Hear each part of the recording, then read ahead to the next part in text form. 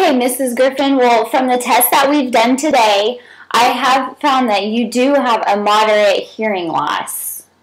Okay, well, I mean, I can hear you right now, so how bad is it really? Well, this is a quiet room, and we're in a quiet setting. There's not a lot of background noise, and so you can probably hear me pretty fine. But once you start to add in a lot of background noise and things going on in the environment, it becomes probably really difficult for you to hear speech. And then this is the daughter interjecting. Mom, the nurses really aren't against you at the hospital. It's just sometimes I think they get a little frustrated because they have to repeat everything for you. And, I didn't want to tell you this until now, but I think that could be an environment that, you could really improve yourself. Your moderate hearing loss, Mrs. Griffin, is really causing you to miss out on a lot of speech, which could be why you don't feel included in conversations. You feel like people are being rude to you, because they could be talking to you and you just don't know it, especially if you have your back to them or in the hospital with your husband, Jim. He's going to be coming home soon, so, I won't have to worry as much.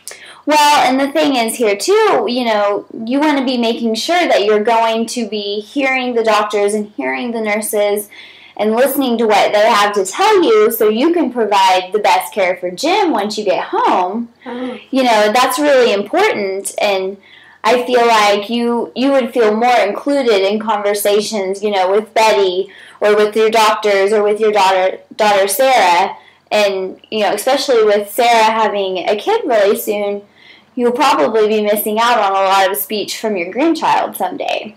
Well,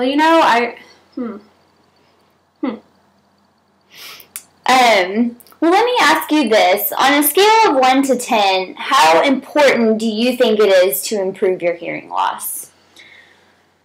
Well, before today, I would have said, nothing. But now that you point out about Sarah having her baby soon, and Sarah, I had no idea that you really felt that way about the nurses. Like, I thought that they were just being catty to me because they don't get a lot of sleep. But, I don't know, like, if this is really something that's my fault, maybe I need to take responsibility.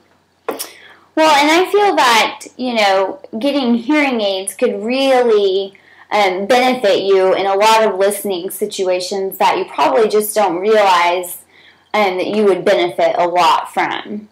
So let's talk about this. What do you think would be a benefit of not taking any action? Can you think of any benefits that you would get from not wearing hearing aids? Well, I have that much more money in my pocket, but otherwise, I'm assuming that they cost something, so maybe just that. And can you think of what it would cost you if you didn't take action? Would it cost you, your relationship with your daughter? Would it cost you having to have people come in to take care of your husband because you can't hear him well? Or, can you think of things that would be detrimental to you if you don't take action? Well, Sarah, I'm sorry. I really had no idea that they felt that way, that they had to yell, and that being in the living room with me was just uncomfortable, and that they were trying to tolerate me. Like, I had no idea, and so I definitely think that I've got reasons, to maybe consider hearing aids, So you're definitely starting to see some potential benefits of getting hearing aids. Well, now that I realize that, it is a problem, the test results, like, you can't argue with test results. All right, well, let's talk about hearing aids. Okay.